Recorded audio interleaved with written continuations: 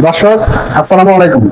আজকে আমরা গার্মেন্টসে ব্যবহৃত পটল-লেগ কি এবং এটি কিভাবে সমাধান করা যায় এই বিষয়টি সম্পর্কে জানবো। আমাদের সাথে আছেন একজন ইন্ডাস্ট্রিয়াল ইঞ্জিনিয়ার কর্মকর্তা।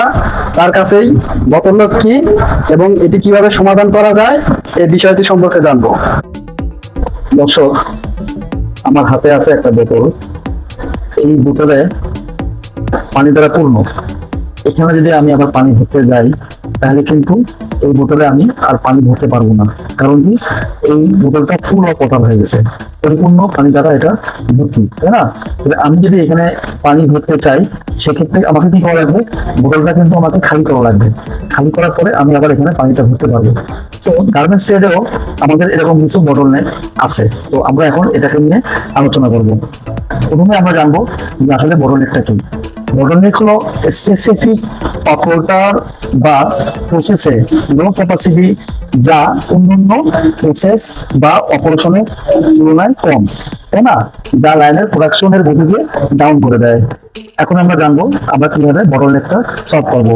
বটলনেক সলভ আমরা চারভাবে করতে পারি। এক নম্বর হচ্ছে ক্যাপাসিটি চেক। আমার যে স্পেসিফিক প্রসেস বা অপারেশনের বটলনেক জমছে সেই বটলনেক এরিয়াতে আমাকে কি করতে হবে? ওই অপারেটরের ক্যাপাসিটিটা আমাকে চেক করতে হবে। খালি ক্যাপাসিটি চেক করলে হবে না, আমাকে এর পাশাপাশি দেখতে হবে ওই যে প্রসেসে বটলনেক ক্রিয়েট হয়েছে সেই প্রসেসে আমি ওই প্রসেসের জন্য স্কিল অপারেটরটা বসাইছি কিনা। দুই নাম্বার যেভাবে আমি সলভ করতে পারি সেটা মোশন বা মেথডের মাধ্যমে। মোশন বা মেথড বলতে কি বোঝাচ্ছে? এখানে ফোল্ডার হতে পারে, গাইড হতে পারে, বা বিভিন্ন ধরনের অটোমেশনের মাধ্যমে এটা আমরা সলভ করতে পারি। আর তিন নাম্বার যেটা আমরা সলভ করতে পারি সেটা হচ্ছে সাপোর্টিং বা শেয়ারিং এর মাধ্যমে। যে আমার অপারেটরের ক্যাপাসিটি যদি কম থাকে তাহলে আমি অন্যান্য প্রসেস, যেগুলি প্রসেসে আমার হাই ক্যাপাসিটি, আমরা জানি যে হাই ক্যাপাসিটি হচ্ছে ওয়ান কাইন্ড অফ ওয়েস্টেজ। এই হাই ক্যাপাসিটি থেকে আমরা এই বটলনেক প্রসেসের শেয়ারিং বা সাপোর্টিং করানোর মাধ্যমে বটলনেকটা রিমুভ করতে পারি।